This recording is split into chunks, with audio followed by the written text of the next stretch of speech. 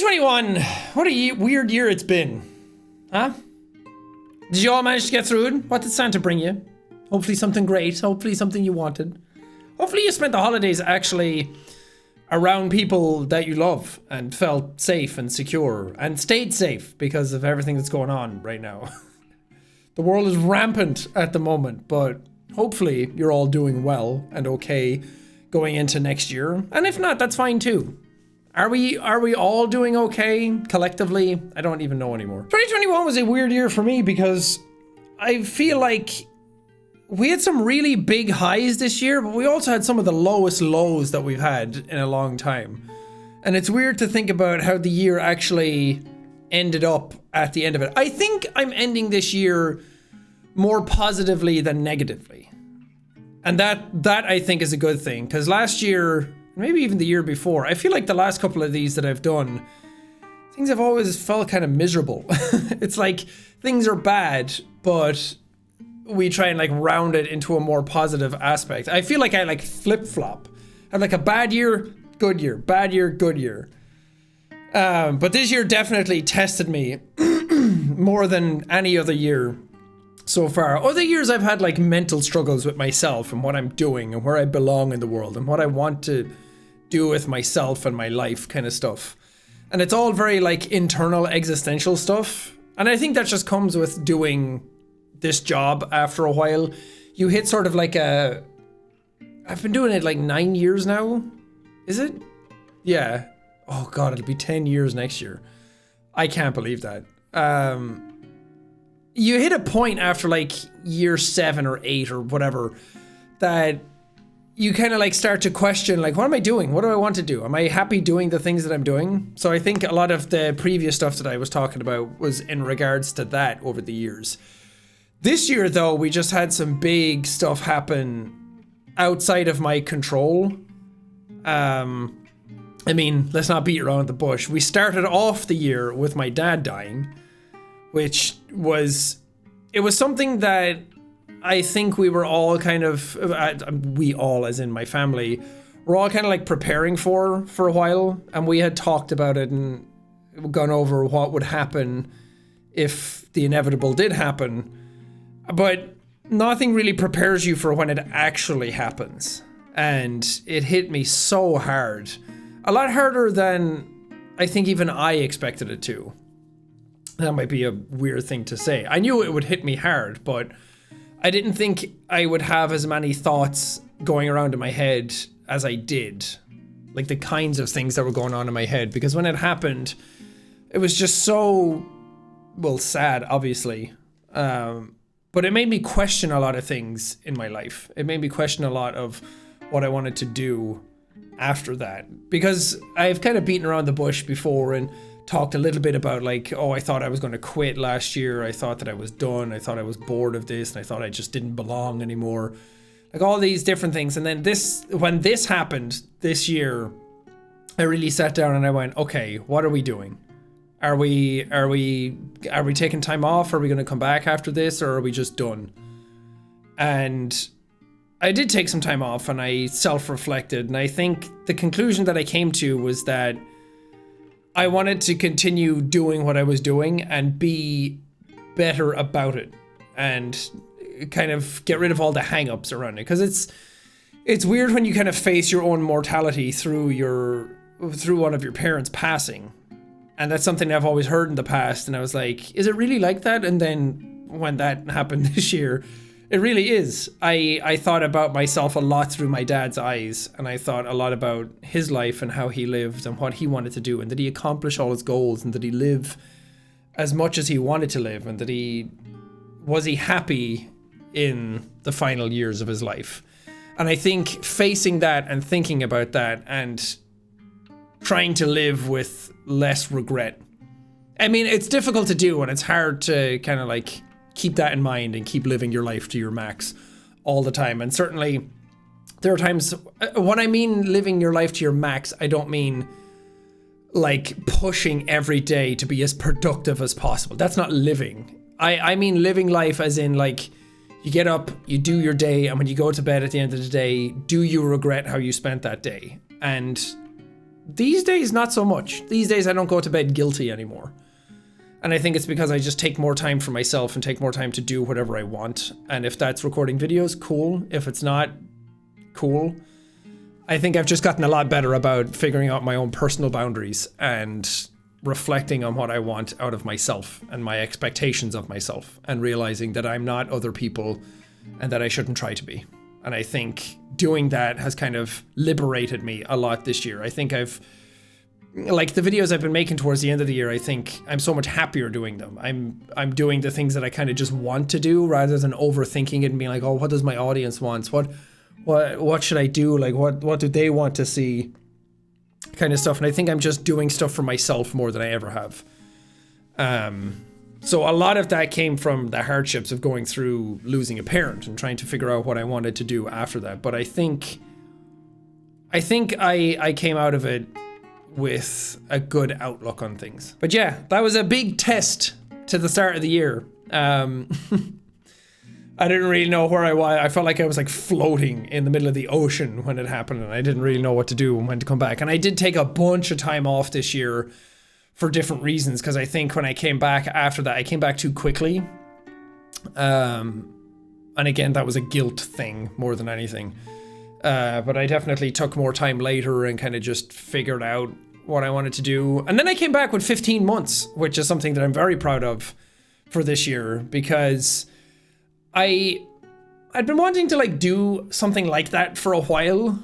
Like, I didn't know what it would be. I just knew I wanted to like mess around with my camera. I wanted to record something. I wanted to test out stuff. I wanted to get cool shots and exemplify something this year. I wanted to do something sort of narrative driven, something short film-esque. And then Bo Burnham's Inside came out, and I was hugely inspired by that, which you can tell if you watch 15 Months and Inside. But it encapsulated a lot of what I was feeling already. And then it kind of steered me towards a path. And I was like, okay, yeah, I feel like I can make something. And then I sat down, and over a period of time, I recorded the whole thing and edited it. And it was such a weird experience because it was something I hadn't done before solo. And it was really fun, and I really enjoyed it. And that was supposed to be my way of like putting a stamp on the end of lockdowns. Like, I wanted it to be my sort of send off and give myself sort of closure to what I was going through during the lockdown periods, and stuff with asthma and everything was pretty bad during that period of my life. Like between like March 2020 and when 15 Months went up. That whole period was sort of misery, being locked inside all the time and not knowing what to do, and then asthma being a problem, and just, I was all over the place. And 15 Months was sort of a way to kind of showcase that and show what was going on behind the scenes, because there's so much that goes on behind the scenes with creators that people don't realize. And for me, it was a lot of health issues, a lot of internal battles, and a lot of internal struggles that, I mean, I'm obviously not going to talk about all the time on video, because it just sounds like I'm a pity party for myself, and it's just not that relevant. I'm here to entertain, I'm here to make videos and kind of like have fun with people. I'm not here to just be miserable all the time and talk about my life constantly. Well, some people can do that. That's just not how I want to do YouTube, I should say. But yeah, that kind of showed off a lot of that stuff. So I was very, very happy with how that turned out. And there were some other videos that I did this year too that I'm very proud of. Some series that I think are amazing.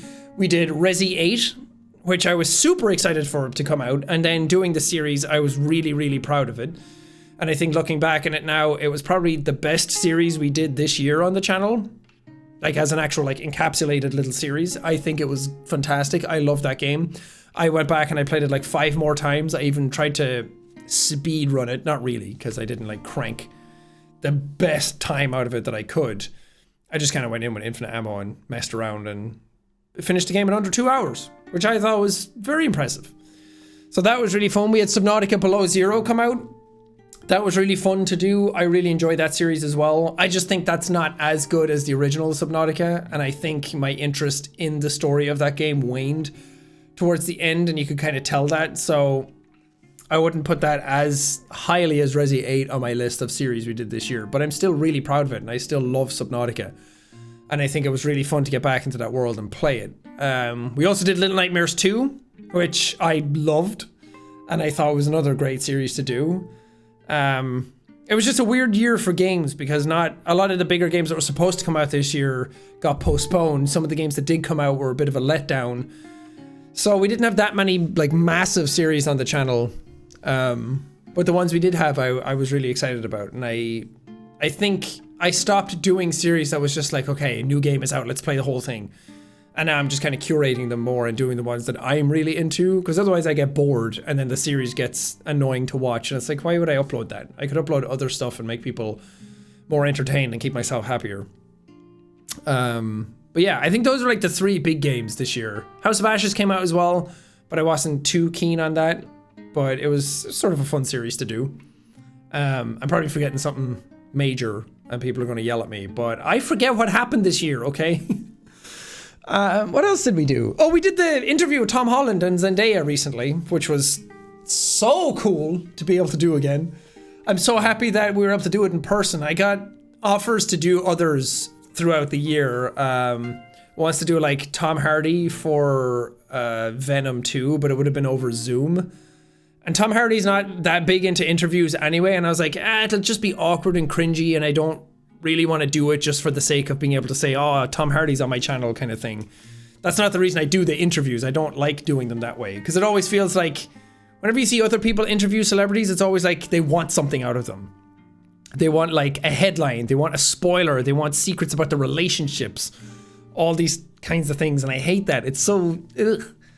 As someone who's been interviewed for being a person in my position and being asked questions like that, it's like, just ask something normal. Just have a conversation with me, you know? So that's kind of what I try and do whenever I interview them. Obviously, you have to keep it around the movie and ask questions about the movie and things like that. But I felt like if I was to interview Tom Hardy, I don't know what I would have asked him.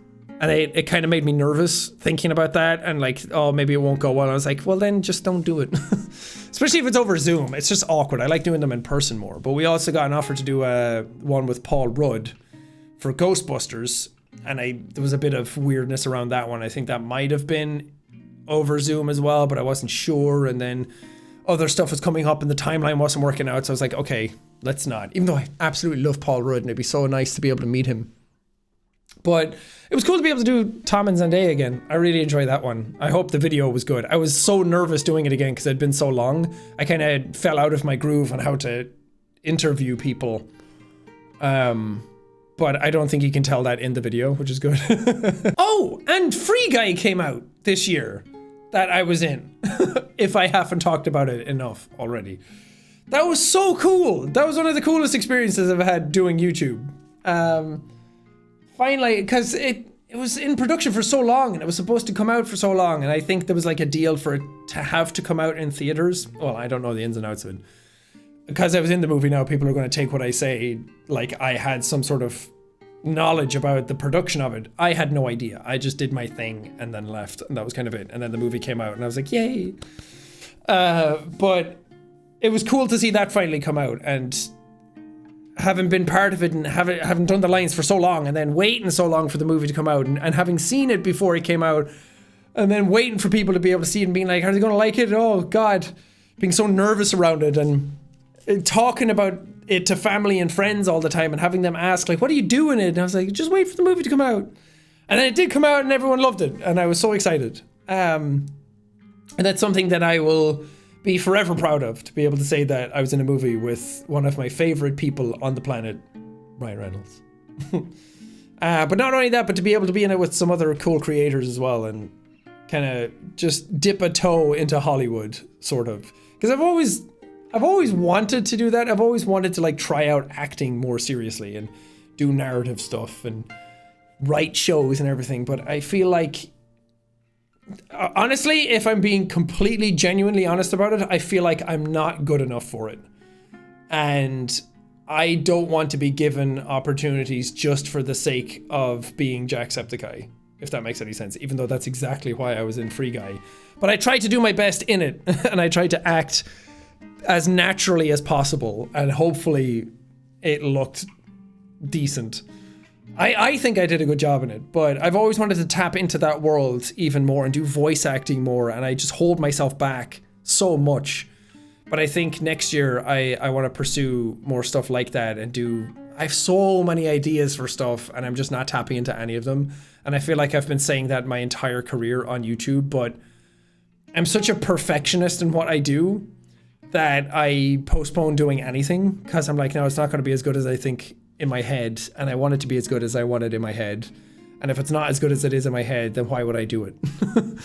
So there's a bunch of things that I just haven't done that I really, really want to do. And well, it's like, do you really, really want to do it if you haven't done it yet?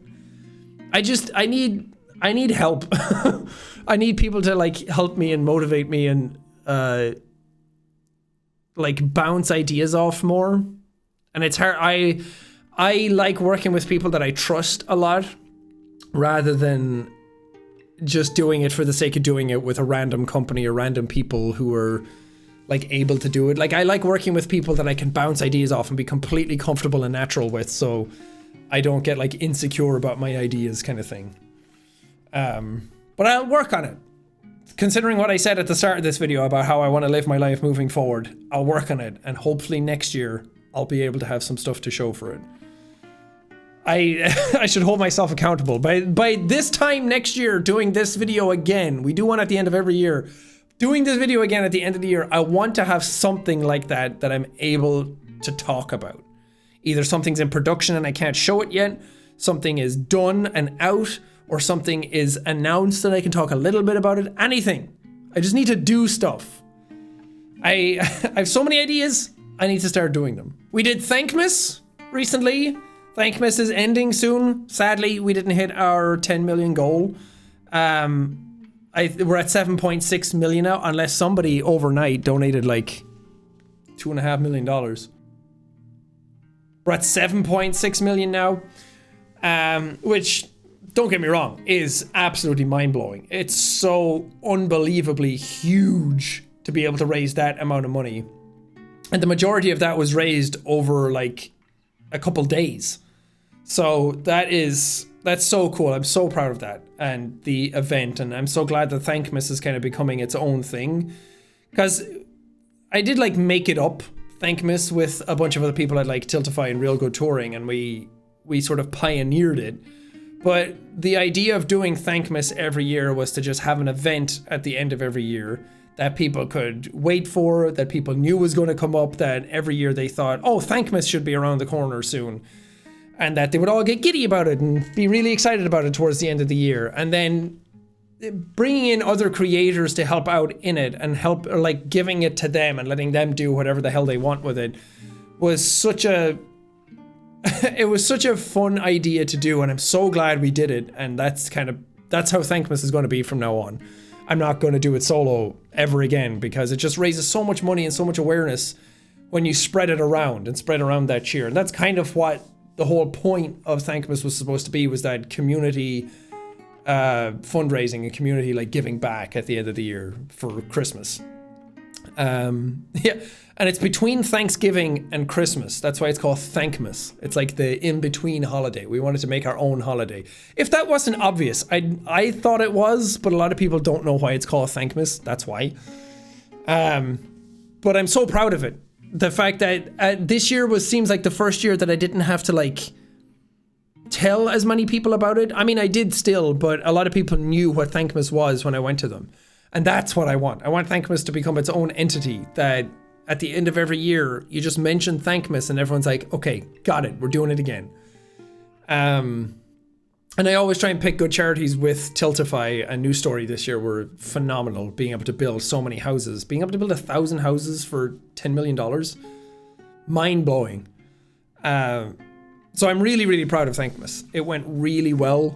I went to LA to do it, which I guess I could also talk about what else I did in LA, which was hang out with a bunch of people that I hadn't met before. When I did Among Us last year, I got to meet so many new people, all the offline TV people and the extended friends beyond them. And then going to LA, because I wasn't able to go to LA to meet them. COVID was happening and the borders were closed. It wasn't even just that we were in lockdown and it was like it was just like, oh, you shouldn't do that. It was like, you literally couldn't. It wasn't allowed until like November to be able to go to America again. And then we waited around and we made sure that we were like ready for it. And then Thankmas was happening in LA. We had contingencies if we couldn't go. We were ready for the borders to close again before we went. But I could have just done Thankmas here at home at my computer, and I don't think it would have been as successful as what we did at the studio, because that was just such a big event. But I still think we could have done something cool. And that's, again, another thing about Thankmas is that you don't have to have a big studio. You don't have to have a big production. You can literally just do it at home on your computer. But yeah, it was so fun to meet all these people that I had never met before in real life. I got to hang out with Ludwig and Cutie. Got to meet Toast, Ray, Leslie, Myung, Broden, Scara, Pokey. Well, I'd met Pokey at the Game Awards before. Sydney, Jody, John. There's so many people. I'm probably forgetting somebody now and they're going to be mad at me. I'm sorry. But that was really fun. We got to hang out with them a couple of times and I'm so happy. They're such nice people.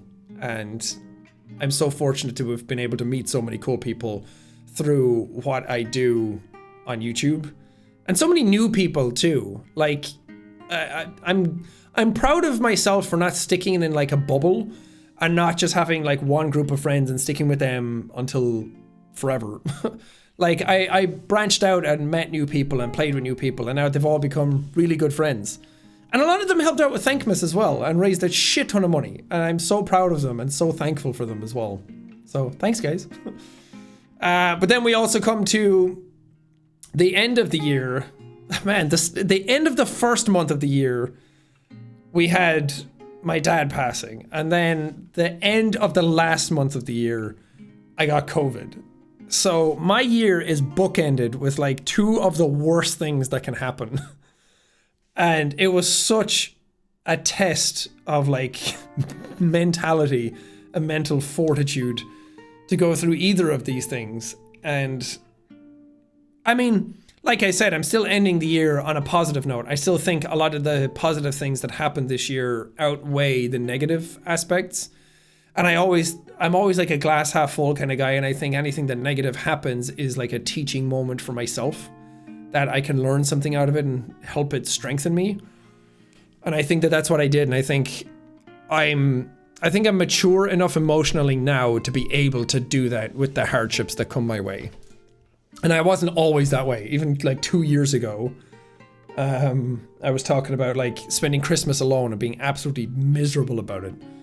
And I thought I'd have to spend Christmas alone again in LA. We were waiting before going to LA.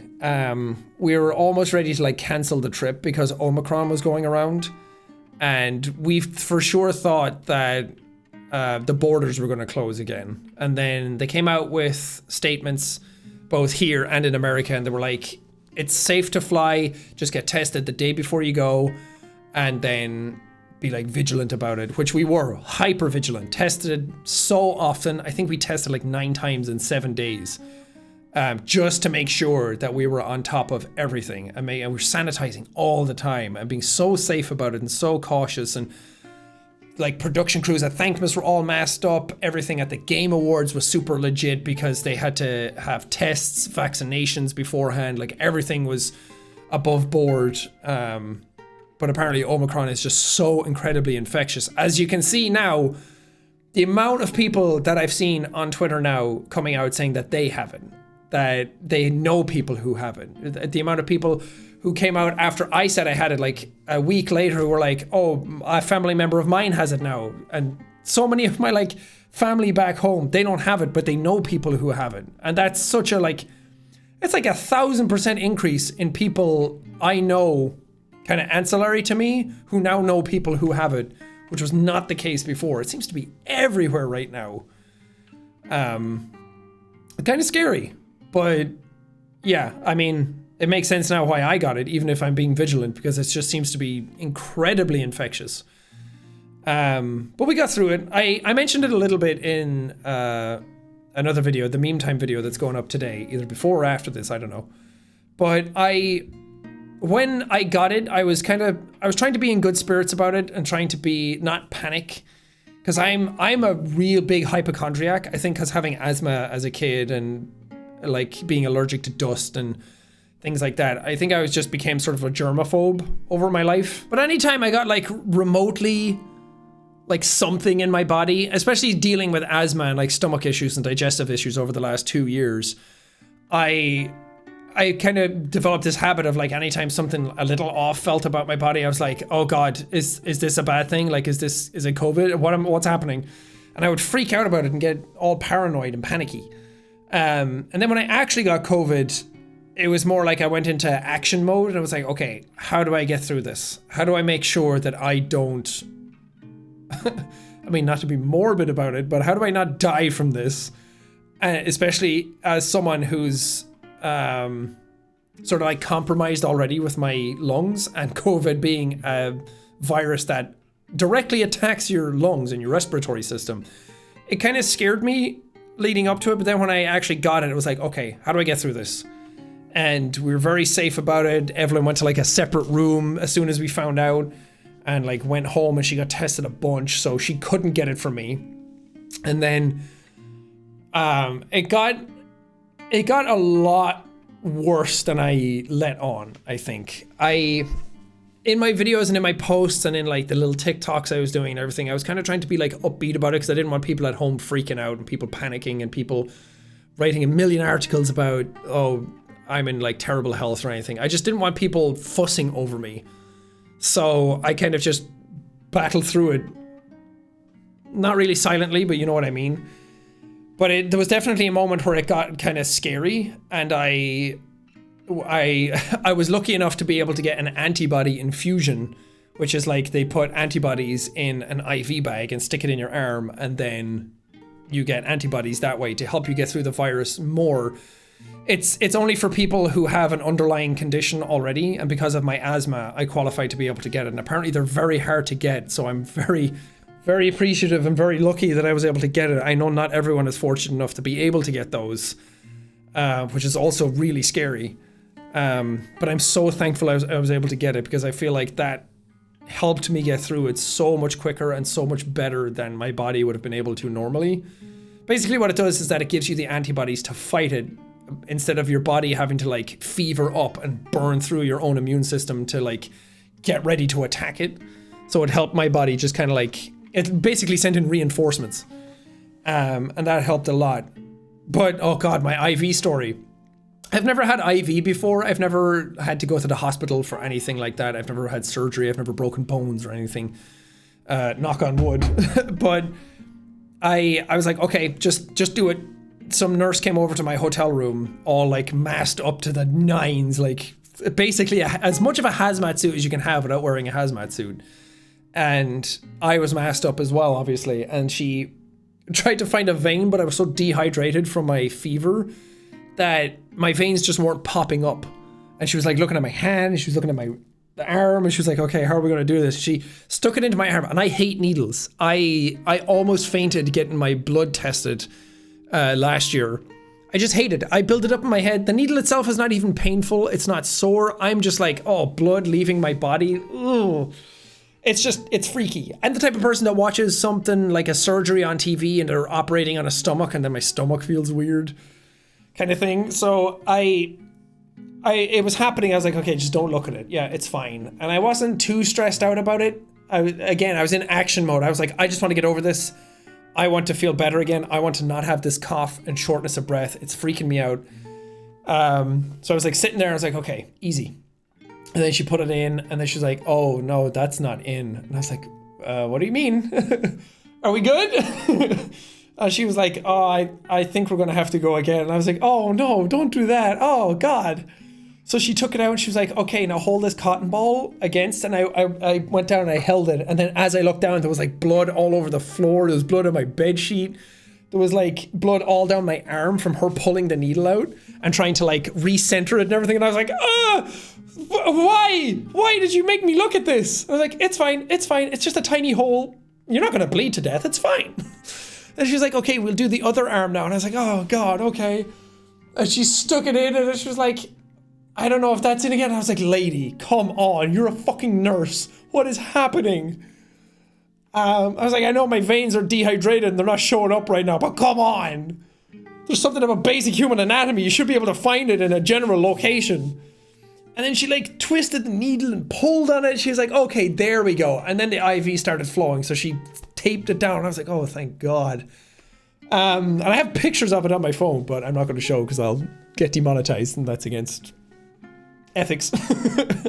But I was showing Evelyn the pictures and she was like, oh, ooh. But then the IV went in and I've never had IV before and it's so cold. It's kind of like refreshing feeling it go in. But it also helped because it was like hydrating me where I badly needed it. So things got a little scarier than I would have liked them to have. But that's my story about the IV. And then she monitored me. I was totally fine. There was no, they have to monitor you for like allergic reactions just in case, but I was totally fine. And then the next morning my fever broke and I felt so much better immediately after that. And I was so thankful for it because it was like heading to like a worse place before it was about to get better. And then that really gave my body like the boost. Also, I was really hoping to get back for Christmas because we had my flight rescheduled for the Wednesday, which was like the 22nd, and I would have arrived back on the 23rd because of the time change. And then I was like, okay, I'll just start testing on Monday. I was testing like every day anyway. I got a bunch of tests, was testing every day because I was like, okay, I'll test when I have it because I'd never did an at-home test. And I did the swab and I tested and it was like, okay, immediately positive. And I was like, okay, that's what my control is. That's what it looks like when you're positive. Got it. And then closer to when I was supposed to be going home, I started testing every morning and not every evening because I didn't have enough tests for that, but every morning.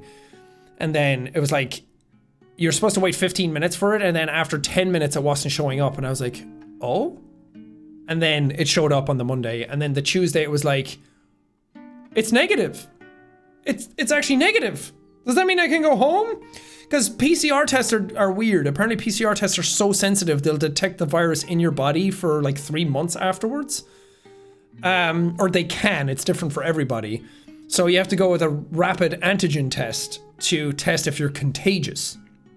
Because if you're not contagious, then I was fit to fly. I was fine. I was able to go home. So I did that one and then I was like, okay, book in some tests for Tuesday from like a professional to come over and do it. And they came over the Tuesday morning. I did another test myself. It came back negative again. I was like, okay, 2 tests negative on my own. Then they came over, did the test, got my results in 20 minutes. It was positive. And I was like, fuck, my flight is tomorrow. I'm not going to be able to make it. God damn it. And then I did another test myself. Oh no, I actually rebooked them because I was like, I got 2 negative tests. What if their test is like a false positive or something? I don't know. And then I booked another one for that evening and that one came back negative. And I was like, okay, I've got 3 negative tests and 1 positive. And then I booked another test for the next morning. Before my flight was at 6 p.m. I booked a test for 8 a.m. that next morning. I woke up, did a test myself, that came back negative. And then their test came back negative. And then I got an acid test done, the NAA something test. And that came back negative. So I was like, okay, I'm not taking, because I wasn't taking any chances. If I was even remotely contagious at all, I was like, I'm not getting on a plane. I'm not doing that. I want to be smart about it. The fact that I have it already is so annoying. I don't want to like spread it any further. But then it was like 5 tests back to back were all negative, and they were like, yes, you're fit to fly. You're fine. And that was coming from a professional. So I was like, okay, we're good. And then I finally got to go home. And then home for Christmas. Delighted. Couldn't wait. Oh, time to stuff my face and hang out with Evelyn and feel great. Nope. Got home, started having severe stomach issues. I don't know if it's because of COVID or I was healing from something else, or I got a stomach bug somewhere. Started to get these horrible stomach issues where I just felt nauseous constantly. I almost puked.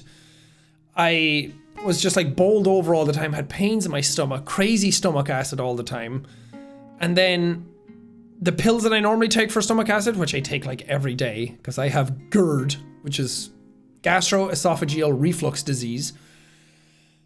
My fucking body is a miserable place the last 2 years, but they weren't helping. my doctor was closed for Christmas, and I was like, okay, what do I do? So I was just sleeping a lot, but my sleep schedule was fucked because of jet lag and coming back from LA. So I was sleeping during the day, up all night, sleeping then in the morning, and then up during the afternoon and sleeping during the evening again. And only yesterday did it start to feel better. I still have acid coming up all the time, even right now as I'm talking. So I need to figure that out. It's so annoying. I don't know what's going on with my body. I don't know why. Maybe it's just because I'm older right now, but I don't want my body to feel like this for the rest of my life. I don't want my body to feel like this time next year. So my resolution this year, last year I don't think I made a resolution, or maybe the year before, but one of them I said I wasn't making a resolution. I'm just going to try my best next year. This year I'm making a resolution and holding myself to it, where I really want to figure out what's wrong with my body. I want to go to specialists for my asthma. I already did this year, but they just checked my breathing. They didn't really do anything else beyond that. They were just like, okay, you don't have any there's no faults in your lungs, so to speak. I'm not lacking oxygen in my blood. So they just kind of let me go after that. So I want to go figure out my asthma, get that back way more manageable. I want to go see a specialist about my stomach, because I think my stomach might be the root cause of a lot of these issues with my intestines and my lungs. Because apparently if you have reflux disease, it can come up your neck so often when you sleep that it damages your airways, and that can make you short of breath. Maybe that's what's doing it. I don't know. But it can also affect your digestive system. So maybe my stomach is the root cause of all of it. So I want to go get that tested. I'll probably have to get a thing down my neck, like a camera in my stomach. I got one shoved up my ass this year, or last year. This year, I think. That was uncomfortable, but I had to do it. I wanted to figure out what was wrong. Got the all clear. But I want to do the other end now. I want to go into the stomach. But that's going to suck because I have the worst gag reflex in the world. I say it over and over again. I'd be awful at sucking dick. When they do the swab test for COVID, sometimes when they swab your tonsils, I'm like, ugh! Literally, no exaggeration. That's the sound I make when it happens. So getting a tube down my neck, even thinking about it now, is making me want to gag. But I'm sure they have a sedative, or they spray your throat or whatever. I'm gonna gag thinking about it. I just want to figure out what's wrong down there. If there is something wrong. If there's an ulcer, or if my sphincters aren't closing properly, which I think it is. I'm going to say it now to see if I get it sorted next year, to see if I was right. I think the top sphincter on my stomach is not closing properly. So everything that goes into my stomach comes back out. And everything I eat causes acid reflux these days. It's not even just trigger foods, it's everything. Which sucks because I've had to lay off coffee for a little bit, and I fucking love coffee and I miss it so much. So I want to get my asthma and my stomach sorted, because I think getting those sorted will start to get my energy levels back. Because my energy levels have been really lacking these last 2 years. And I want to wake up and feel normal for a day. I haven't felt normal in over 2 years. I haven't felt like I've woken up and there's nothing wrong with me. There's always something wrong internally with me. And I don't talk about it a lot because, again, it's not your problem. You can't help with it. Everyone in the comments now is going to be like, I think you have this, I think you have that, I think you have this. Everyone tells me a million different things that's wrong with me. All of them could be right, none of them could be right. I'm going to go to a professional. But I feel like it's something that I have, it's within my control to go get help with, and talking about it to other people online just doesn't really solve the problem. But I'm talking about it now, so you guys know that it's been pretty bad a lot of the time. But it's manageable, that I can still get up and work and do different things. But that's what's going on with me. But that's my 2021. There's probably a couple of other things that happened in it, but those were kind of my big moments. Those are the bigger things that happened to me this year worth talking about. I know some things in this sound like it was really hard, but like I said, I'm leaving the year positive. I'm leaving the year optimistic about next year, and positive about my outlook on what's going to happen for myself, and I have a good attitude towards going to get my physical health back into a proper place. So I'm excited about it. But also, I feel like some of the good things that happened this year were also so good that I can't help but think that it was a good year for me. And I think a lot of the bad stuff that happened, like I said before, helped me have a better outlook on what I want out of life moving forward. And it helped kind of like ease my mind with my channel and my work-life balance. So I'm happy. I hope you're happy too. I hope you're happy. I hope this year, if it was a difficult year for you, which I imagine it was for a lot of people because we're still in a pandemic, but I hope that you're able to take some positives out of it. Hopefully this video can kind of like bolster you or give you motivation or inspiration in some regard to like change your outlook on things and look at next year more positively. If you had a good year, fantastic, happy for you. Hopefully you can bring that energy into next year and have another great one and many more to come. But at the end of the day, if you're here and you're watching this video, that's enough. You're here, you're present, you're in the moment, and you're still living life. And that is sometimes the best. Sometimes that's enough, and sometimes that's the best you can do, and proud of you. Yeah, I'm gonna leave this video here. That was a long, rambly session, but it was a long year. A lot happened. Hopefully next year we have an even longer video because a lot of cool stuff happened again. No more bad stuff, please. Internally, come on. You've been through the ringer. I'm gonna jinx it. I know for a fact I am. Anyway, thank you guys for 2021. Hopefully 2022 is great. I hope. Let me know if you have any resolutions. Let me know down in the comments. I'd love to see what people are kind of like geared towards for next year. But for me, I'm just happy to be here. Happy to still be making videos. And I'm excited about next year. Subscribe. We're almost at 30 million subs. Okay, bye.